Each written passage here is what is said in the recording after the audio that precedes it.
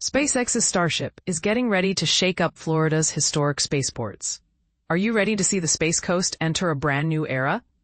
Big changes are afoot, and their bold expansion comes with some unanswered questions that could ignite lively debate among space fans.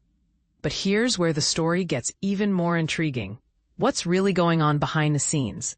And can SpaceX pull off such an ambitious transformation?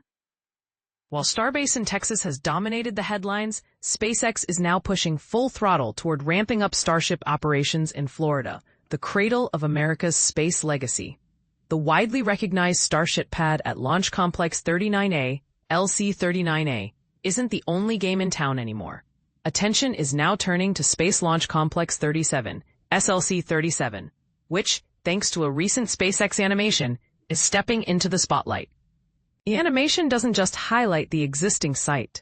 It teases a dramatic vision of two towering Starship launch gantries, redefining a site that played a pivotal role all the way back to the Apollo program. But this is the part most people miss. There's a bit of mystery baked in. While the latest video goes further than past images, showing details like ship quick disconnect arms that were previously absent, it stops short of revealing everything. For instance, crucial elements such as the complete array of propellant tanks are missing, leaving enthusiasts to speculate on what the final setup will actually look like. Why keep things under wraps? Is it competitive secrecy or simply evolving plans? It's not just flashy animations. Real changes are underway. Physical demolition at SLC-37 is now in progress, with crews on site making room for the Starship's unique infrastructure. SpaceX's plans for SLC-37 are anything but small. They envision 2 Starship pads, new landing zones, and the potential to support up to 76 launches each year. That means Florida could soon see the kind of rapid-fire launch schedule that only Texas has experienced so far, an ambitious increase by any industry standard. Certainly, not everyone is convinced it's practical to manage this much traffic with such large and complex rockets. Could local infrastructure and environmental systems keep up? SLC-37 won't replace the bustling activity at LC-39A. Instead, it will supplement it, offering redundancy and flexibility as SpaceX expands its reach. Meanwhile, LC-39A itself has seen a flurry of progress in recent weeks. Most notably, SpaceX recently set up a massive LR-11,000 crane at the site. No small feat, given its resemblance to the one first used in Florida 2 years ago, and then transferred to Texas to help erect Starbase's Mega Bay 2. Painted mostly black with a striking red tip, this crane will be central to constructing the Starship service structures, which incidentally mirror those already operational in Texas. These service structures aren't just cosmetic. They're essential platforms for stacking and prepping the world's largest rocket. If the timelines hold, the new Starship pad at LC-39A could be ready for checkouts before the year wraps up. With key hardware like the Orbital Launch Mount, OLM, possibly transferring from the nearby Roberts Road facility as early as October. Improvements keep coming: reinforced flame trench walls, fresh concrete for access ramps, a new top beam for the massive flame bucket support, and, most recently, the arrival of 2 gigantic cryogenic tanks to expand the Starship tank farm. Every upgrade underscores SpaceX's determination to make Florida the next Starship super hub.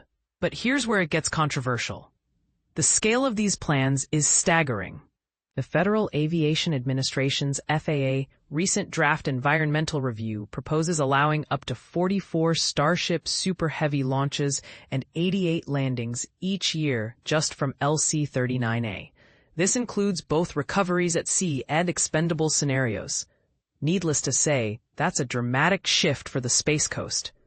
The FAA is still collecting public comments. Are communities ready for this level of activity?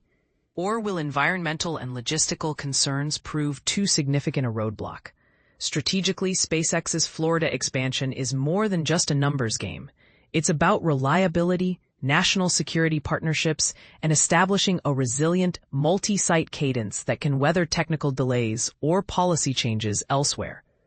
Public hearings have even revived talk of a possible future at Launch Complex 49, LC-49. Though after an earlier environmental review with NASA appeared to stall, SLC-37 has taken the lead for now.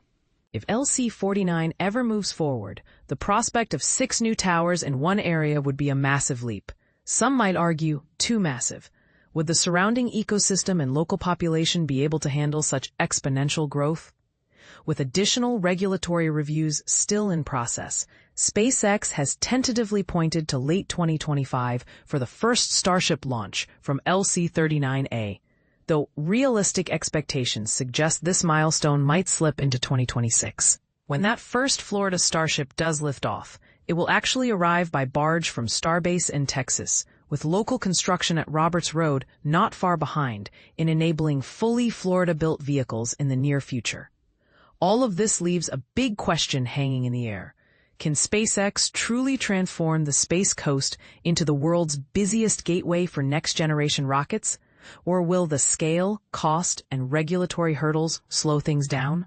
Is this breakneck expansion what the region needs, or is it too much, too fast? Dive into the discussion. Do you think SpaceX is pushing the boundaries in the right way, or are you concerned about the pace and potential impacts? Share your take below. Let's get a real debate going.